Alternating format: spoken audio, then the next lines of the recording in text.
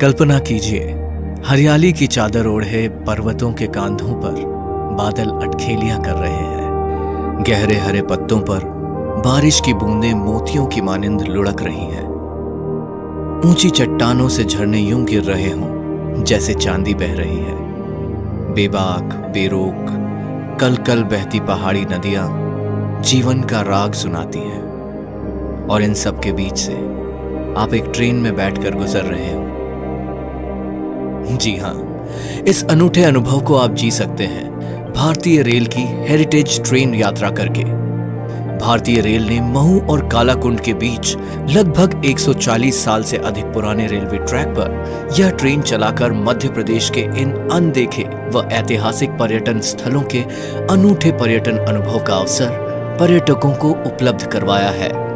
महू से निकलने वाली इस हेरिटेज ट्रेन के लिए पर्यटकों में खासा उत्साह रहता है, जिसके चलते इसकी टिकटों की काफी बरसात के इस मौसम में प्रकृति के इन अद्भुत नजारों का आनंद लेने के लिए पर्यटक सुबह से ही अंबेडकर नगर रेलवे स्टेशन पर परिवार और मित्रों के साथ पहुंचने लगे। सुबह 11:05 पर यह ट्रेन स्टेशन को छोड़ आगे बढ़ती है तो ट्रेन के पिछले भाग में लगे पारदर्शी कांच के जरिए हरे खेतों के बीच से सरपट दौड़ती ट्रेन पर्यटकों में रोमांच भरने लगती है। साथ ही ट्रेन में लगे 360 डिग्री पर घूमने वाले वीडियो कैमरा की मदद से अंदर लगी एलईडी स्क्रीन पर भी कुदरत की इस बेजोड़ सुंदरता को निहारा। अंबेडकर नगर स्टेशन से 6 किलोमीटर की दूरी तय करके हेरिटेज ट्रेन अपने पहले पड़ाव पाताल पानी रेलवे स्टेशन पर पहुंचती है। प्रकृति की वादियों के बीच बने इस धरोहर स्टेशन का कायाकल्प कर इसे सहेजा गया है।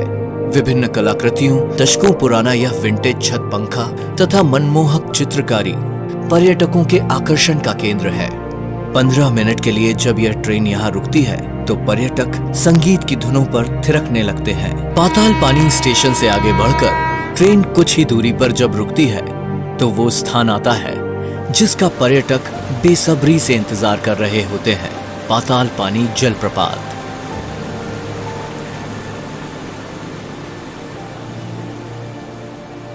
पहाड़ी चट्टानों को काटकर बने रेलवे ट्रैक पर जब ट्रेन रुकती है और पर्यटक ट्रेन से उतरकर बढ़ते हैं उस तरफ जहां हरितिमा का दुशाला ओढ़े पहाड़ों के बीच से लगभग 300 फीट गहरी वादी में गिरते पाताल पानी जलप्रपात के रोमांच का अनुभव होता है।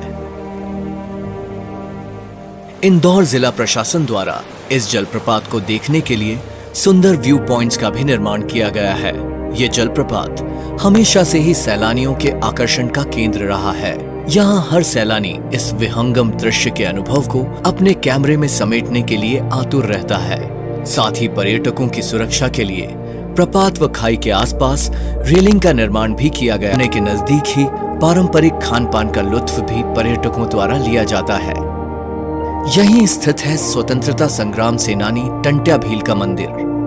आजादी की लड़ाई में महत्वपूर्ण भूमिका निभाने वाले आदिवासी क्रांतिकारी टंट्या भील का यह मंदिर श्रद्धा का केंद्र है। लगभग 40 मिनट बाद यह धरोहर रेलगाड़ी अपनी अगली मंजिल ब्रिज नंबर 647 के लिए निकल पड़ती है। लेकिन उसके पहले ट्रेन में मौजूद पेंट्री में उपलब्ध नमकीन और चाय की चुस्कियां इस मनोरम यात्रा का मजा दुगना कर देती हैं। यहाँ से इन घने जंगलों का सौंदर्य अप्रतिम ऊंचाइयों को छूने लगता है। कहीं गहरी वादियां, उन वादियों में बसे छोटे छोटे गांव, कहीं दोनों ओर काली चट्टानों की गूंज, कहीं कल कल बहती छोटी नदियां, तो कहीं रिमझिम बरसती बरसात। आप इन सबको निहार रहे होते हैं, तभी ट्रेन गुजरती है पहाड़ को काटकर बनी सुरंग से।